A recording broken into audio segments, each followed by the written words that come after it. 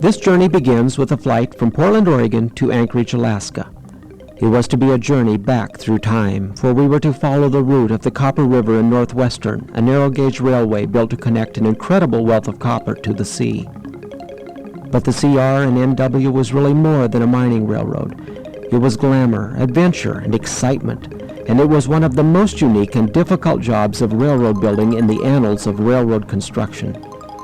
We were to follow this grim turn-of-the-century record by raft from the copper mines to the ocean.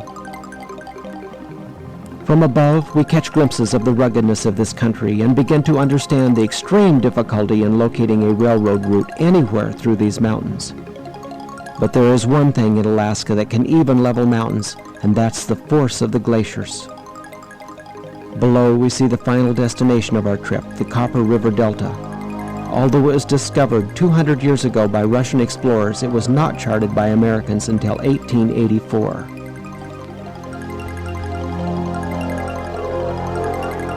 Alaska, the land of the midnight sun. Alaska, where even the igloos are larger than life. Alaska. 3 weeks earlier, I hadn't even dreamed I'd be here. The Great Land, as Alaska was called by earlier natives, is the last frontier wilderness of this century. I had heard the many stories of Alaska's towering mountains and lakes, of her numerous glacier-fed rivers, but I had no idea I had underimagined the landscape by so far.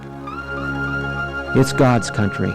That's about the only way to describe it. It's a vast country of extreme diversity and touching beauty.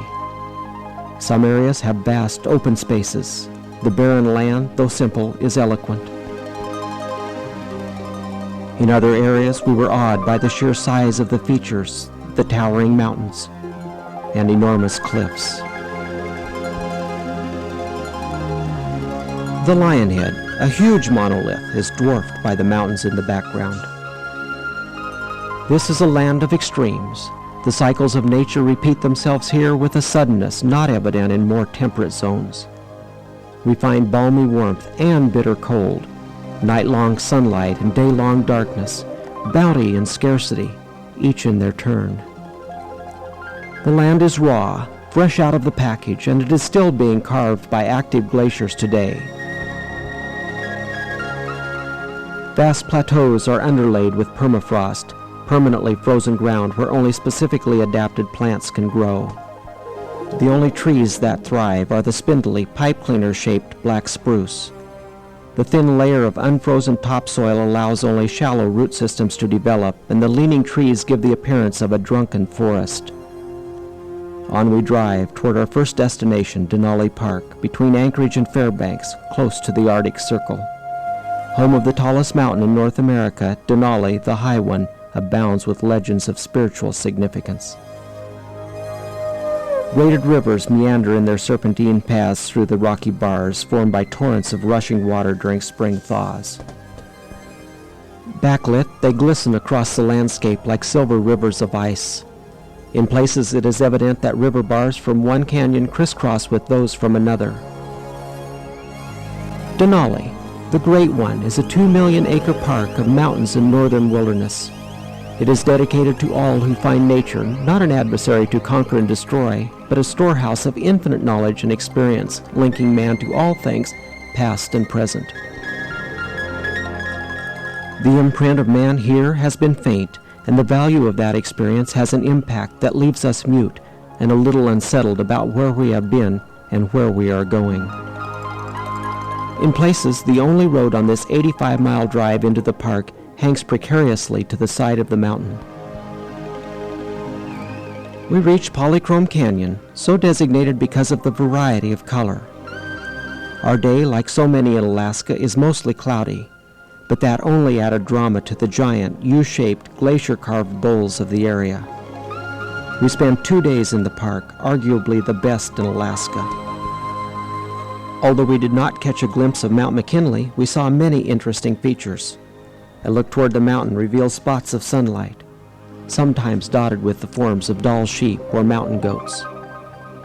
Many national parks have interesting wildlife, but Denali has the distinction of being a wildlife community which is intact. All of the native plant and animal species are present, and no new species have been added. In the distance, beyond the black spruce, are a pair of Alaskan moose. Not known for their great beauty, they are nevertheless one of Alaska's more interesting critters. And at more than 9 feet tall at the shoulder, they are also its largest land animal. Denali's most impressive wilderness credential is perhaps its wildlife. Although a variety of animals were readily visible, including the caribou seen here, it was Alaska's most famous resident that always captured our attention, the Alaskan brown bear, more commonly known as the grizzly. Its golden coat and characteristic hump identify this critter as the most feared in the Western Hemisphere. The sights and sounds of this area are rare and powerful experiences. They clarify the right distinctions between real life and fantasy. They appeal to our most profound aesthetic senses. Nowhere else on earth can we partake of this unique banquet in just this way. Our 2 days in Denali end, but our thoughts are not now on Denali, for we are about to begin the journey that brought us to Alaska. We meet up with our guide, part-time mountain man and part Indian. Gary Lane has been guiding rivers in Alaska for many summers. Gary's partner on this trip is Karen Wells. Bearman Sam from Boston, seen here with an eagle feather, is our other passenger. We bought food in Anchorage, loaded our gear into the van, and hurried off toward McCarthy. Hurrying is a relative term when applied to the final 60-mile leg of the drive. The road is a barely maintained, one-lane, bumpy and rutted snake trail, and at times is actually the bed of the original railroad. The rails have been ripped up, of course, but that did not help this poor fellow negotiate the road any better. We stay on the road and stop for lunch beneath one of the trestles of the railroad. As with all of Gary's trips, each is geared to maximize the experience, so we take extra time and hike up on the trestle. The marvel of construction is told in the complexity of the designs and shapes. On top, we wonder what it must have been like, standing on one of the outriggers as a train went lumbering by. We actually had to drive over one of the old bridges. No guardrails here. The bridge spans the 238-foot deep Tusculana Gorge and is one of only 3 steel bridges. Called impossible to build, this span required innovative bridge-building techniques that were unknown until they were used here. Onward we drive. Dull sheep on the mountainside stand as lone sentinels to our arrival. Off in the distance, the last rays of the sun still light the spectacular scenery. That evening, we were witness to perhaps Alaska's greatest show, the Northern Lights. High above, they danced on the world's largest screen. Because of the excitement of beginning a new adventure and the events of the day, sleep that night could best be described as light. Having arrived in the dark, we were not prepared for our first look. We were surrounded by some of the most magnificent scenery Alaska has to offer. The Wrangell St. Elias National Park and World Heritage Site encompasses a superlative 12 million acre region of mountains. The Copper Basin is bounded by the Wrangell Mountains on the east, the Chitna Mountains on the west, the Alaska Range to the north, and the Chugach Mountains, which separate the basin from the oceans on the south. The snow-covered Wrangell Mountains, the greatest concentration of peaks over 14,500 feet in the United States, are a chain of enormous volcanoes. The Copper Basin is a land shaped by fire, ice, and water. Volcanic uprisings, scouring glaciers, and carving rivers sculptured the mountains and the landscape into its present form. We cannot help but notice the river. This will be our path through the wilderness for the next 2 weeks. We all help unload the van. The blue skies overhead today hopefully foretell of many more to come.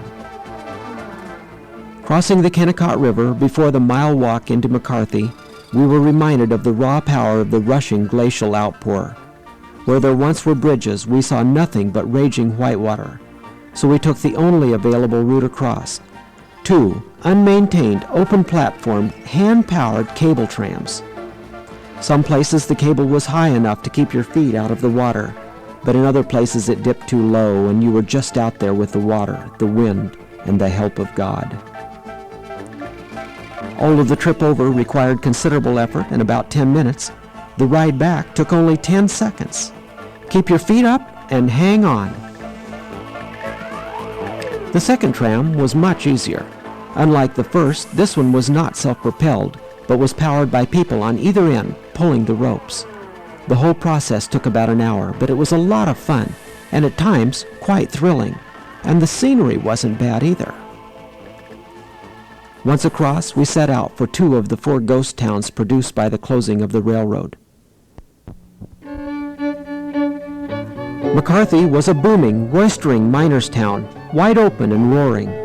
Once a busy distribution point for men and supplies, it is now shrunken and quiet. With a handful of residents and an interesting assortment of old buildings and abandoned storefronts that tell forgotten tales of a real frontier, these skeletons of history only whetted our appetites for the marvel of Kennicott. Lloyd Green agreed to drive us the 4 miles up the one-way track road to Kennicott. Admiring the character along the way, we speculated about the town we were approaching, but nothing had prepared us for Kennicott. Situated in some of the most spectacular country in Alaska and dominating the town physically and in spirit was the 400-foot-tall separation mill. This was a many-sided, incredible structure in which the ore coming from the mines high up on the ridges was crushed and sorted. In the 30s, when the high-grade ore played out, the company closed down. What could be salvaged was shipped out, and the rest was left to nature and the greatest collector of all, time. Overnight, Kennicott became a ghost town. But even yet, a feeling of suspended animation haunts the town, as if everybody went home one night and just decided not to come back to work the next day. Kennicott was precipitously abandoned at the height of its activities and seems to be waiting for men to return and resume operations. The streets and paths are empty, but they could come back to life in a moment. Unlike McCarthy, Kennicott was a company town. It was staid and very proper, with the neat white and red houses and buildings. The ore from the mine averaged 70% pure copper. In its 29-year life, more than $500 million worth of copper had been extracted from the mine. No other ore bodies remotely comparable in size and richness have been found anywhere in the world. Hence the need for a railroad to transport the copper ore to the ocean and the awaiting ships. During World War I, the big years for copper, Kennicott employed over 1,000 men and shipped over $2 million worth of copper each month to the smelters in Tacoma. 600,000 tons of copper and 9 million ounces of silver were taken out of the rich mountainside lodes.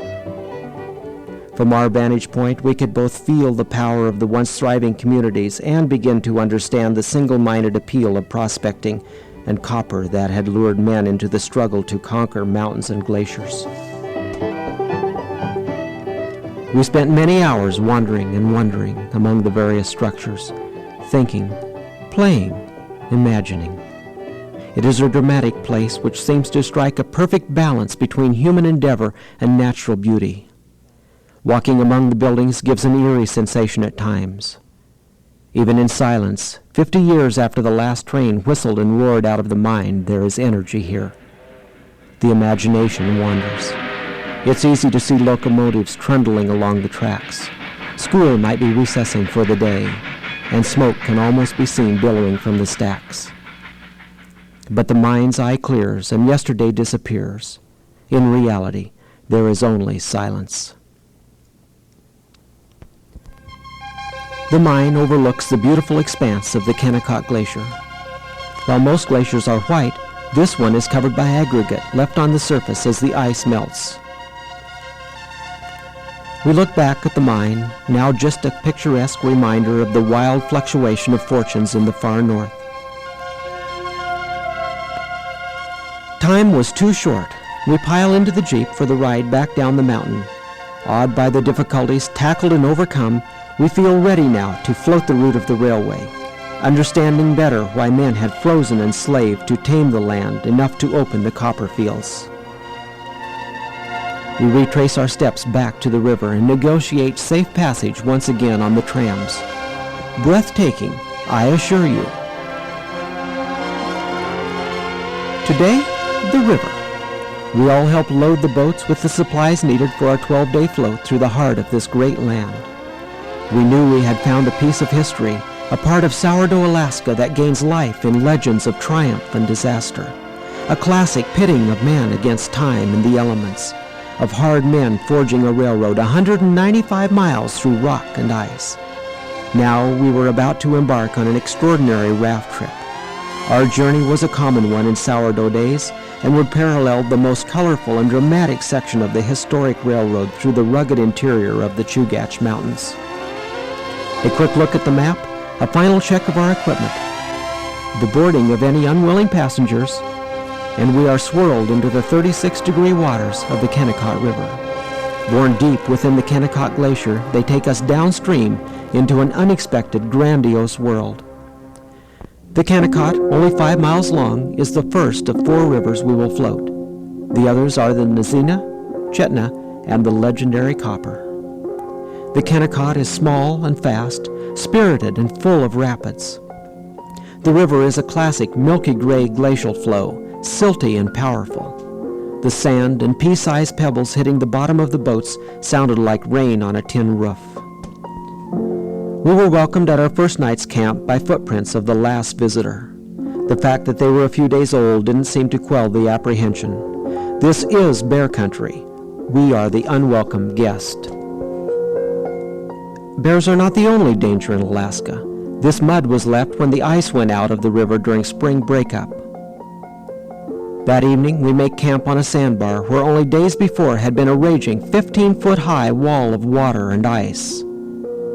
But camp is sweet, for this land is a true wilderness, composed of boreal forests, magnificent mountains, and unique history. Still within sight, upstream, at the base of Mount Blackburn, and just above the Rockstream Glacier is the mine. Our thoughts go back to the morning and to our visit. Downstream from our camp, we see the entrance to the first of many canyons we will enter. In Alaska, the sun sets slowly. Our first day on the river had been spectacular. Cooking and chatting around the fire quickly ushered in the night. We dreamed that evening of how Chief Nikolai, the most powerful of the Tanana Indian chiefs, would sell the rights to a multi-million-dollar copper mine for a cache of food. In the 19th century, the Russians called the inhabitants of this area Midnuskis. Next morning, we enter our first canyon, and for the next 2 weeks we will share a brief kinship, also as Midnuskis. We pass through the canyon. The 500-foot-high walls press on us from both sides. Most of the day is spent floating and looking, getting used to the river. Occasionally we would stop to explore a clear side stream. All the stories about salmon in Alaska running thick in the streams are true. Every stroke of the oar would send them scattering. We cross those creeks on our many side hikes into this fascinating land. We trace the steps of the thousands of miners who drug their possessions over this rugged country. On the whole, they were a reckless and foolhardy bunch. Lured by romance and greed, they died from starvation, scurvy, and cold. Untold numbers of them drowned in the swift rivers on makeshift, handmade skin boats and log rafts. No matter which direction we look, the entire area is classic Alaska. Its horizons fit the dreams and images of those who have never been closer to Alaska than the grocery store freezer. We stop to savor the delicacies at lunch. The proof of the area's wilderness is in its character, in the sounds that drift over the landscape, the beavers following the trees during their brief summer, the sight of grizzly tracks on shore, and fresh ones at that. We found bear tracks at every camp and lunch stop except for 2 on the entire trip. We were never far from bears, and they were always on our minds. The immensity and remoteness of the Alaskan bush often finds the voyager days away from civilization or help if the need arise, and a journey into this wilderness should not be taken lightly. As the river slowed a bit, we drifted down braided channels, relaxing, with bald eagles overhead and the spruce forests all around. The land supports a variety of wildlife, Dall sheep and mountain goats, caribou, moose, grizzly and black bear, wolf, lynx, marten, fox, coyote, wolverine, snowshoe hare, ptarmigan, trumpeter swan, and even bison. King, coho and sockeye salmon, steelhead, rainbow, and lake trout, dolly varden and grayling swim these waters. At the confluence of the Nizina and Chitna rivers near the main camp of Chief Nikolai, we stopped to explore the tower of an old, man-powered cable tram. We climbed to the top, being careful to step on only the outside of the rickety rungs. It had fallen into a state of complete disrepair, but we nevertheless wondered if we could get it going again, as the cable was still in place across the river. Not far from the base of the tram, and lying right next to the water, we found the skeleton of an old boat. Called bidarkas, these open boats were formed with green boughs, then tightly stretched over with moose or caribou skins. As we explore the old boat, we realize this is not just the remnants of wood that we see, but the leftover pieces of a man's life. This was the most moving experience I had on the entire trip, and I thought about it constantly for the next few days. In this country, it is difficult to hold in your mind contemporary problems when you are looking at a piece of this land. While some of us make our final inspection of the boat, shouts from the others indicates they have found the cabin nearby. There, hidden in the overgrowth, barely visible, 30 yards from the boat and tram, an odinochka, a one-man log room with sod roof. We pour ourselves a cup of rich history and ponder the lives of those who were here many years before. Alaska is not a landscape where a sense of belonging and understanding comes easily or quickly. The land seems to go on too gracefully and smoothly without you. Here, on the 3-mile-wide delta of the Kuskalana River, we set up our own odinochkas. Lulled into a complacent assurance, we questioned whether the building of a railroad through this country was really so terribly difficult. Perhaps life on the work cruise had actually been all right. The views are open, and the light coming from the sun flows as unobstructed as the river. By now we are getting used to every sandbar being webbed with the tracks of the animals of the area, especially the grizzly. Gary looks for an alternate escape route, but none are found, so we finish setting up camp. Even for all the wildlife, the oil, and the timber, space is still Alaska's greatest natural resource. The space lies out before us, unending. The sounds of the wolves drift over the landscape like smoke. We are now on the Copper River. The Copper carries the highest load of sediment of all of Alaska's rivers because it is fed by so many glacial sources. The river runs free 4 to 7 months each year. When not running free, the Copper is frozen solid. The river is not a river best defined by definitions or by lines scrawled on a map. It is a place so unaffected by the din of human history that the imposition of man-made labels and boundaries seems arrogant and meaningless. Downstream from our camp, we catch the glow of the sun as it fills the air. The Copper River. It could have taken its name from the color of the sun reflecting off its surface tonight. Another glorious midnight sunset. Around the campfire that night, we retell the tales that have made this place legendary.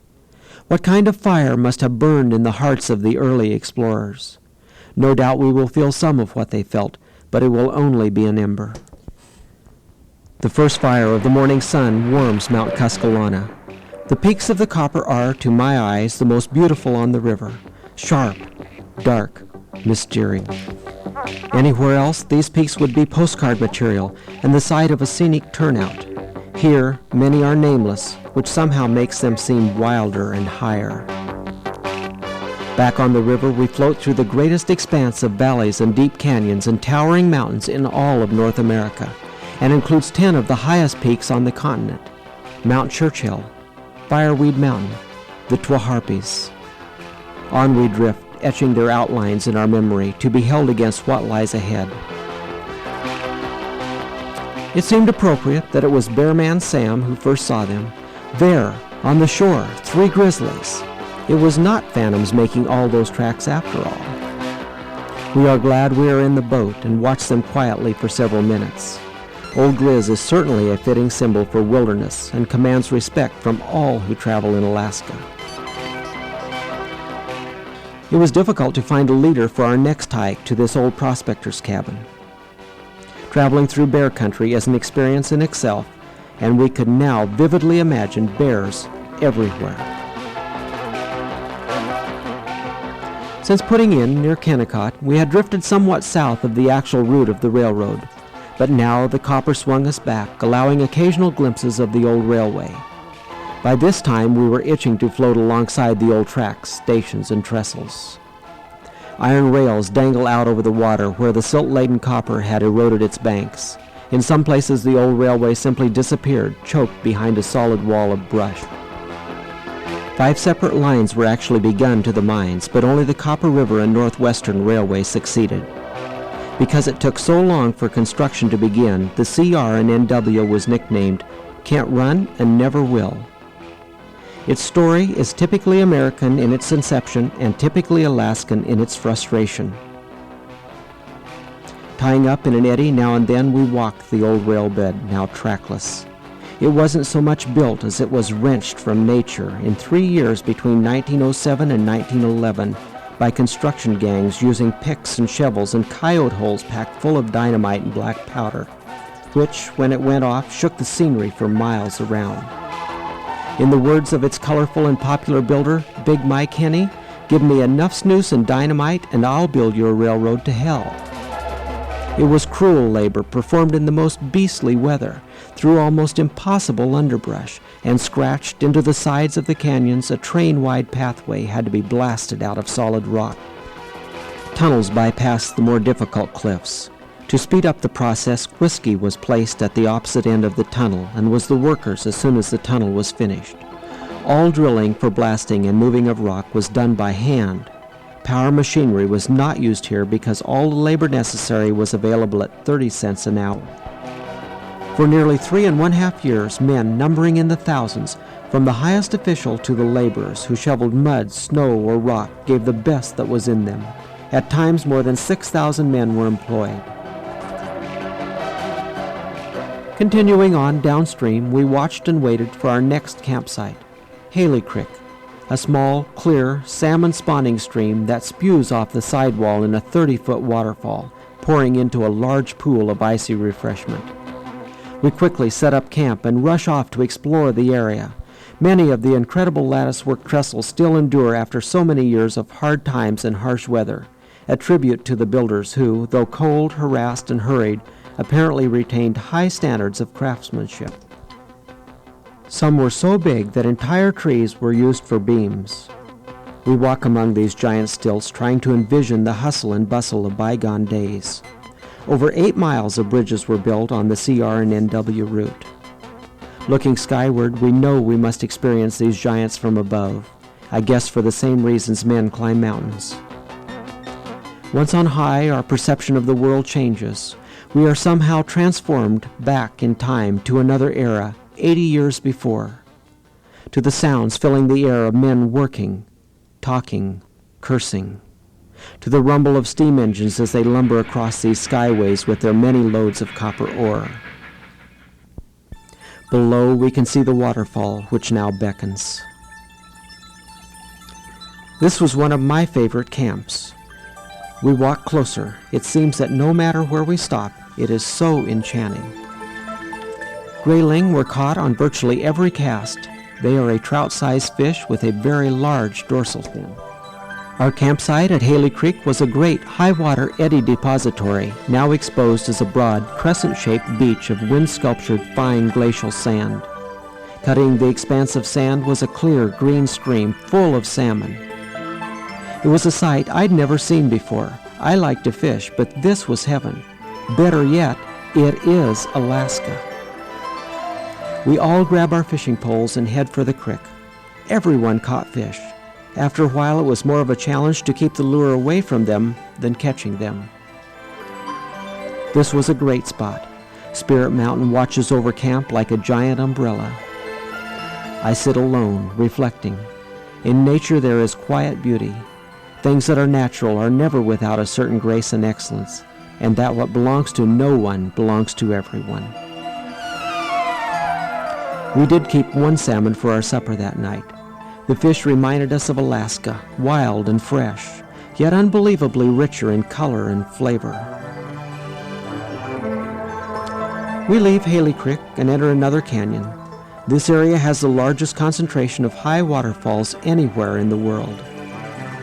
Except for the railroad and the shadows of those who paddle here, There is no sign of recent civilization along the entire course of the Copper River journey. Let us float along for a while and enjoy the sights along this magnificent river.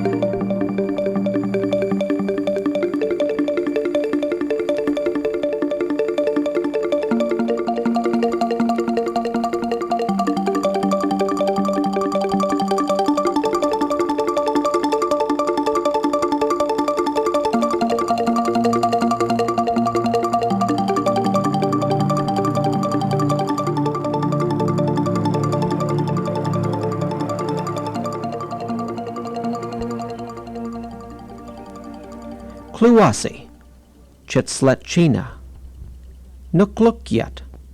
Staring high above at the towering peaks, we practice the tongue-twisting names on the map. Even the names here seem wild. The Copper River carves its path through the Chugach Mountains to reach the sea.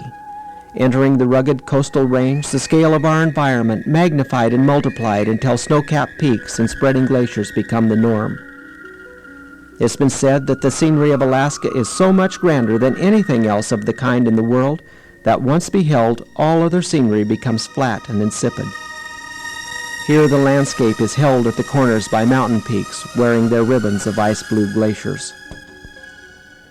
Our lunch stop today at Kennicott was memorable, for it marks the change in climate between the dry interior and the wetter coast, hence the beginning of the glacier section of the river. Expansive ice fields and some of the largest, longest, and most active glaciers in the world are to be seen. The Coast Range is a chain of volcanoes. Some of the most active in Alaska are found here. Distinctive craters, their tops gone not so long ago geologically, are scattered here and there. We drift close to some, perhaps too close, for if they reawakened now, well, just try to imagine what it would be like. Similar U-shaped bowls have been hollowed out by the glaciers, many of which have long since retreated. Appearing to just end in space, many hanging glaciers were noted along the way. We silently float along in this magical kingdom, lost in another place and time. There were many valley glaciers with their distinctive streams of ice flowing like slow-moving water down the curved basins. The thing that impressed me most about the glaciers was their numbers. I had no idea we would see hundreds along the way, or that dozens could be visible at any one time, and there are hundreds of thousands in all of Alaska. Glaciers were certainly a major item the builders of the Copper River and Northwestern Railway had to contend with. At Henny Glacier and again at Grinnell Glacier, the rails were laid across the abandoned moraines close to the glacier's snout. But these were nothing compared to Allen Glacier. Here, for 5 1/2 miles, the railroad was laid upon the ice of the glacier's tongue, which extended along the very edge of the Copper River. To go around would have involved heavy rock work, costing hundreds of thousands of dollars, and the building of 2 additional bridges across the Copper. The tongue of the Allen Glacier was heavily overlaid with gravel and mud. This stretch of track, because of its constant forward movement, had to be replaced and reset frequently. Many of the exposed rocks showed signs of glacial slippage. Rocks pushed and dragged by the ice scoured the landscape. Huge house-sized rocks called erratics were deposited along the way as the ice melted. Downstream from Allen Glacier, Miles Glacier intrudes from the east. At the time of the early explorers, it extended all the way across the valley where we are now standing. Back in the boats, we drift ever closer.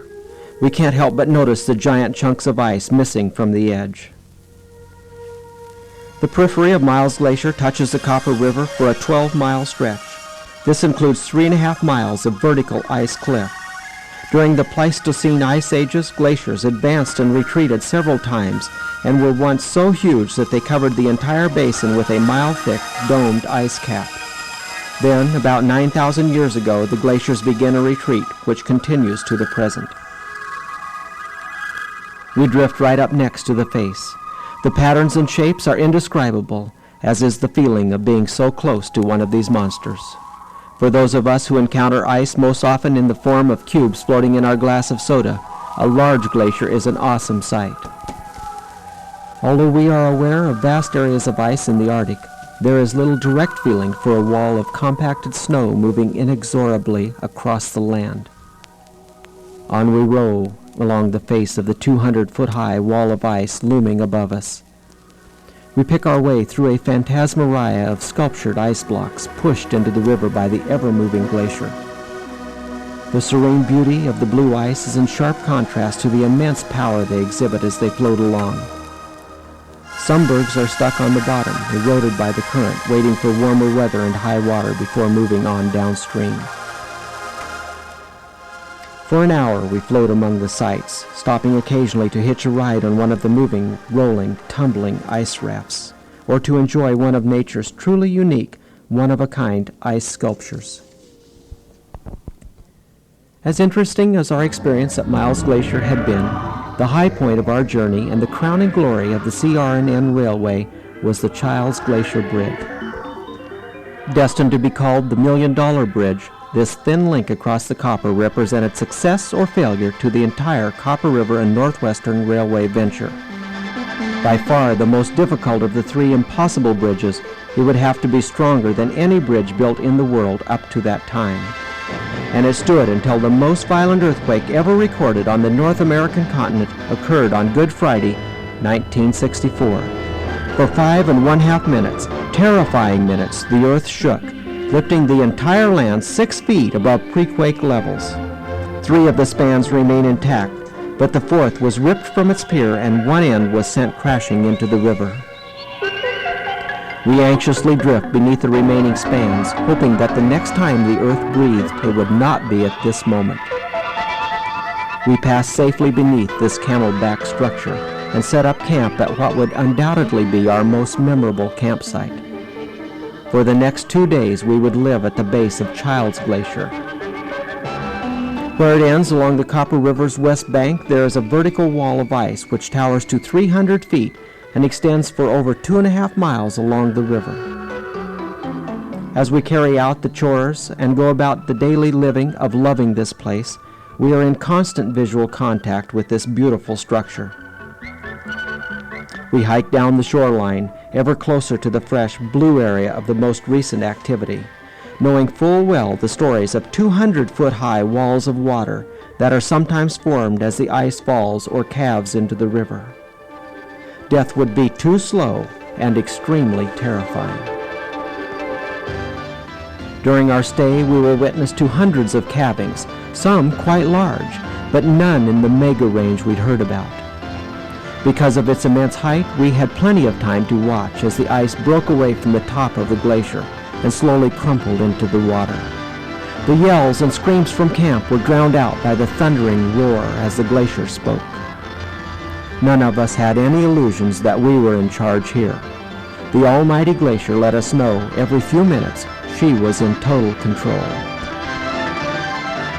After every major calving, 10 to 20-foot-high walls of water would begin to make their way toward our camp, only 300 yards from the base. Sometimes the boats would rise 2 to 3 feet as the waves passed beneath them. Although most of the calving took place in the afternoons as the warmth of the sun melted the ice, once in a while at night, a really huge one would awaken us. Its noise would continue for several minutes. In the dark, we had no way of knowing if this was one of the 200-footers or not. We could only wait. Would this be the time the water would reach our tents, or would we be spared?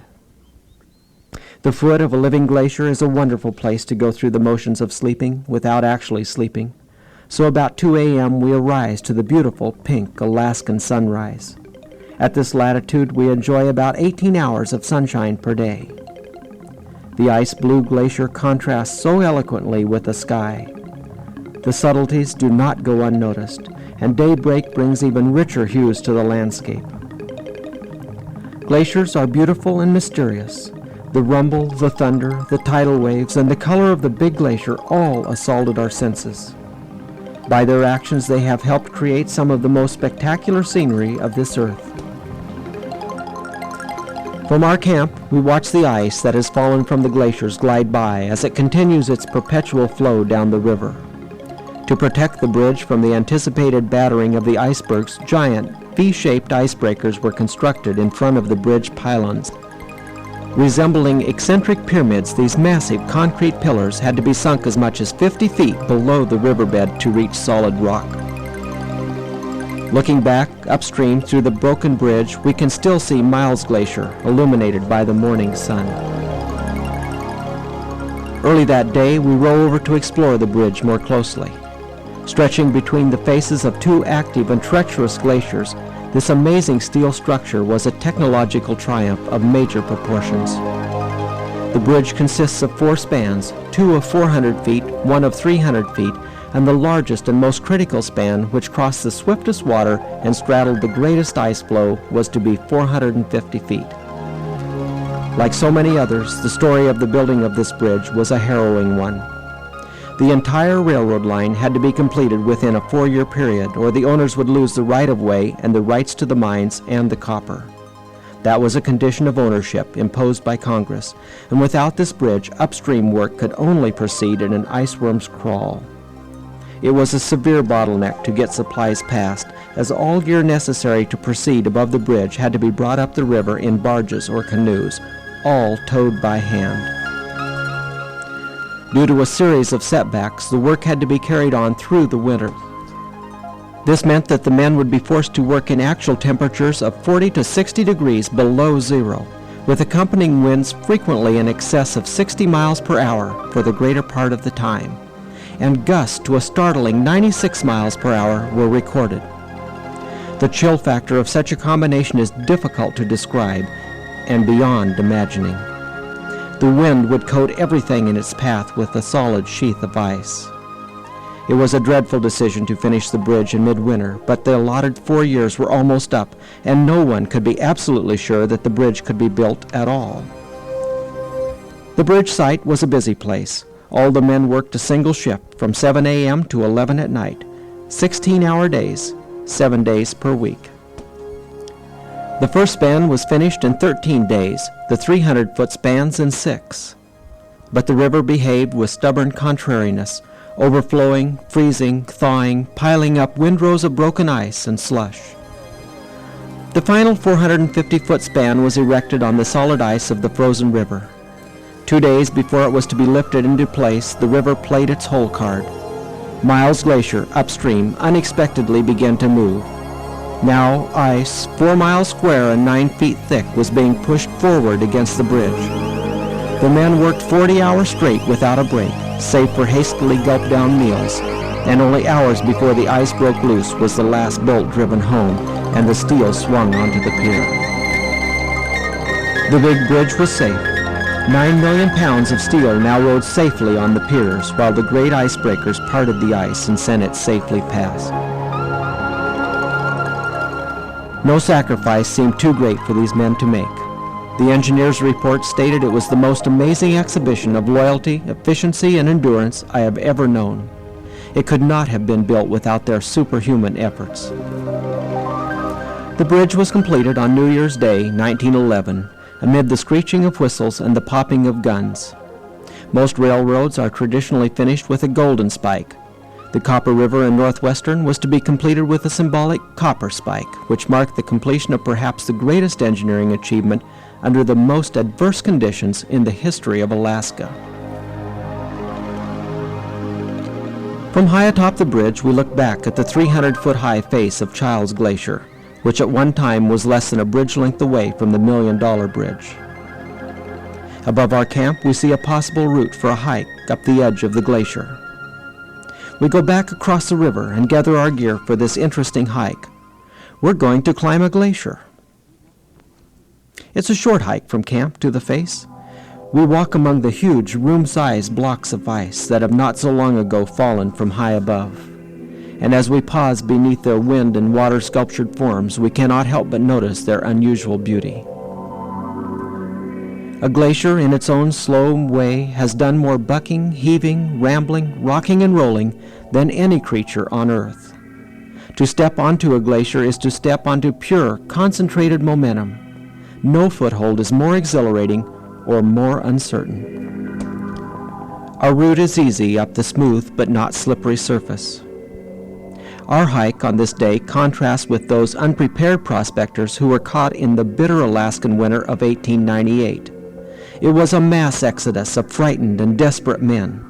Out of the north they came, broken, destitute, scurvy-ridden, as sad a company as was ever seen. They were unfit for the Northland hardships, and the country had broken them. Those who lingered became more and more uneasy as the winter progressed.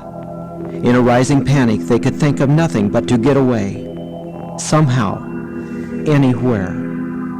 So a number of them, knowing they were dead men if they stayed, made a desperate gamble for life by attempting the passage down Valdez Glacier in midwinter. They were told it was madness and certain death, but still the exodus began. 2/3 died. The panic was complete. In Valdez, wild tales of battles with glacier demons were told, and everyone who had made the trip firmly believed the truthfulness of these stories. Almost all of them were demoralized and more or less mentally deranged, faces hidden by beards and eyes with a wild light in them. Those who had survived the trip walked with a characteristic limp and were called Glacier Striders. Tales like this are just everyday experiences in Alaska. But for our group of Glacier Striders, the story is different. We're having a ball. Behind us is the legendary $1 Million Bridge, and beyond that, the fascinating Miles Glacier. In the geologic past, the Miles and Childs Glaciers formed one great ice mass, and at the time of the bridge construction were only a few hundred yards apart. A classic valley glacier, Miles is a sheet of ice that is larger than all of the glaciers in Switzerland combined. Valley glaciers are like rivers of water in that most of any size have tributaries, each making its own distinct contribution to the trunk stream. However, there is an important difference from rivers in that the individual streams of ice do not intermix. Each maintains its integrity and individuality. We saw crevices, gaping, blue-toothed fissures in the ice, awesome cracks that would undo a schizophrenic passerby. They form in the superficial part of a glacier where stretching, caused by differences in rates of flow, exceeds the breaking strength. They form abundantly in areas where a marked steepening of the slope causes flow velocity to increase rapidly. And just as rivers have waterfalls, glaciers have ice falls. Both mark abnormally steep reaches in the channel of flow. Higher and higher we climb. Covered with snow, it was an immense sweep of dazzling white with little hillocks here and there swelling like dunes. Gathered up in countless white peaks out of the reach of cable TV, the day-to-day hassles, PCBs, CIAs, or IOUs, interest rates, or the Super Bowl, a glacier can sweep through a person's mind, freezing out essential points of reference. Time, space, your own name. That's part of the appeal of a glacier. They will resculpture your interior landscape. Although we don't usually think of it as such, snow is a sediment that settles out of the atmosphere onto the Earth's surface. Glaciers are initially aeolian sedimentary bodies, and they have various structures. Even small streams flow on the surface. We cross many of these streams in our day-long hike on the glacier. We took a drink. When you swallow it, you wait a second to see if something will happen inside. In some places, the water would just gush forth from a hole in the ice. In others, it would suddenly appear and then just as suddenly disappear. This meltwater develops near the surface and percolates down into the underlying permeable material. But a lot of the percolating water is channeled into essentially vertical cylindrical pipes that extend downward 20 to 50 feet from the surface. Meltwater spreads out laterally from these pipes and may reappear elsewhere on the surface. Many pipes open up into large ice caverns beneath the surface, and it has become quite a sport recently to explore those features. We, however, elect to remain on the surface. Another fascinating feature we explored was a gigantic bottomless pit more than 100 yards across. Any slip at the edge would have guaranteed a ride all the way to the bottom, with almost no possibility of escape from its steep and loose talus slopes.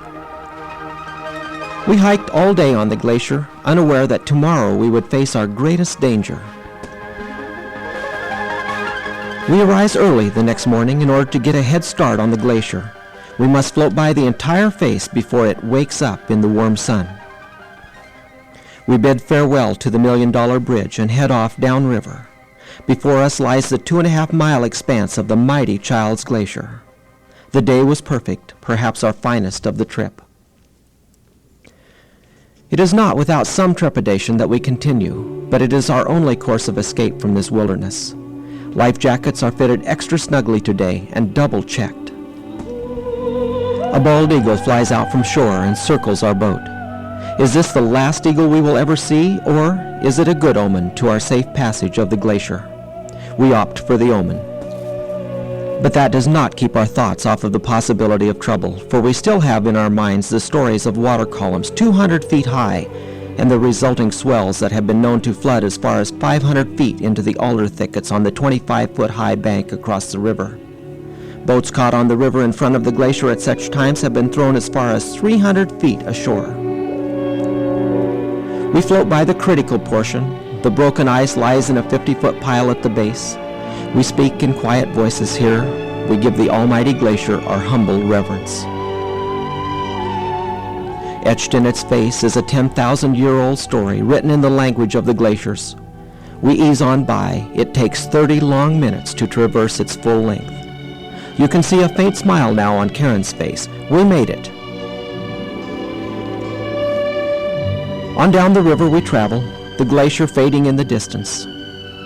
The river broadens below Childs and becomes very wide and shallow. Along the way we float among the chunks of ice that have calved off of the glaciers. They drift in the current at the same speed as the boats. Some float, but most bump and roll along the shallow bottom. The more open landscape is taking on a different look, and in some places the river is more than 13 miles wide. We choose the channel next to the mountains. The point at which the copper debouches from the mountains marks the transition between a very dry continental and a very wet maritime climate. The cold interior averages 9 to 15 inches of precipitation annually, while the warmer coastal area averages 60 to 100 inches. The climate change occurs over a distance of less than 20 miles and is marked by the point where the Copper River passes the Childs Glacier. The jungle-thick growth comes from the incredible rainfall of this region. The verdant coastal strip is one of the wettest spots on Earth. Rainfall in wet years exceeds 200 inches, more than 16 feet. The forests of the Copper Basin belong to the Great Boreal Forest, or taiga, meaning land of little sticks. There are very few tree species in taiga forest, but the trees and plants growing here combine to form a mosaic that gives the area its distinctive mottled appearance. The predominant trees are white spruce, birch, cottonwood, and alder. That afternoon we arrive at the takeout near Cordova and leisurely unload the boats. The force of the wind can be so great in this area that when the railroad was running, a chain was fastened to the Flag Point Bridge, and if the chain stuck straight out in the wind, the trains didn't cross. We do not hurry. There is plenty of time to bask in the warmth of the Alaskan sun and in the glow of another great adventure. But our journey is not quite over. We must take the ferry from Cordova to Whittier, an overnight trip along the coast. The cruise out of the harbor was anticlimactic. We had followed the railway and could fit the tales and the history into their settings. We had walked the paths of Chief Nikolai, who had traded all rights to a $500 million copper mine for a cache of food in the midst of famine. We visited that mine where men spun their stories. We had walked the tracks of the CRNN and had felt enough of the bite of the winds and the nip of the cold to know that their life in winter must have been miserable. And more than ever, we were overwhelmed by the single astonishing fact that 195 miles of railroad line were hammered, blasted, and graded under the worst conditions in 3 short years. Its construction had truly been man against the wilderness, most of it against physical odds almost impossible to recount. My experience justified that venerable corollary that adventures on short notice can be the best kind, and that the lure of profit, in this case copper, can motivate men to overcome the most incredible, even absurd obstacles to reach their goals. Obstinacy, pride, and financial reward combine to draw miners and railroad men north to this isolated and demanding realm. For us, the lure of adventure and the chance to touch base with a piece of history carved out of the rock by men of the Copper River and Northwestern was all that was required. The mountains, glaciers, whirlpools, waterfalls, the animals, campsites, and especially the hikes were a bonus to us, a dividend paid by the Alaskan wilderness. The stupendous masses of mountains and ice-filled canyons form probably the grandest scenery on this continent. Our curiosity about a railroad had led us through some of the best country in nature's catalog. Early the next morning, our ship cruised to Valdez, the end of the Alaskan pipeline. On the hillside are the many oil storage tanks. Also in the harbor, taking on her load of crude, was the tanker Manhattan, the first ship to make the Northwest Passage. For all of the modern and man-made changes to Alaska's countryside, it is still the native Indian culture that speaks best about the true Alaska. We sail out of Valdez, the smoke from the ship drifting as lazily as our life aboard the ferry. We passed by many glaciers along the way, but by far the most spectacular was the magnificent Columbia Glacier, one of the few advancing glaciers in Alaska and one of the largest. A closer look reveals extensive calving. Because it is advancing rapidly, it is very active. Our ferry slows to an idle as we pass through the area of greatest ice flow. The flow was immense, as the glacier is active along the entire 3-mile wide face. As we drift among the many beautiful icebergs, our minds drift back to the tales of the Alaskan wilderness, for these stories were the staff of life in early Alaska. They floated on the surface of daily life like foam on beer and filtered down into the dregs of living like the grounds in the miner's coffee. They told of gold and silver lying there for the taking and of copper mines worth a fortune. They brought faith and hope to the new prospector and sometimes despair to the winter-bound miner. This was an age of faith, and each new whisper was greeted with a fresh wave of belief. And the stories, just often enough, proved to be true. Also true is that our excellent adventure is about to end here in the fishing village of Whittier. The shells of the old World War II military base still stand, silent monuments to another time. Down at the docks, we see the boats waiting for the next run of salmon, their reflections alive in the depths of the water, ready to set sail at a moment's notice. For hours, we walk around the harbor waiting for the train to arrive and take us back to Anchorage. We do not want to leave, but one name catches our eye: anticipation, and that reflects the anticipation we feel about the next time we will visit this great land. Finally, the train arrives. As we look down the ragged rails, we realize our dream has ended, and we are about to be transported back into the make-believe world of the 20th century. They say, once you've gone to Alaska, you never come all the way back. Alaska is that rare place from which you never completely return. It is the world as it was thousands of years ago, its shores still scoured by glaciers. It is the eagle, the moose, and the grizzly bear still living in harmony with the Indian and Eskimo. Alaska is an out-of-the-way pleasure tucked among primeval mountains and valleys. But most of all, Alaska is an experience that can only be described by going there and being in it. A trip to Alaska will change you in unexpected ways. For me, it was discovering a piece of the world I thought we'd lost a long time ago. This was a remarkable, exhilarating journey that will stay with me and deeply touch me forever.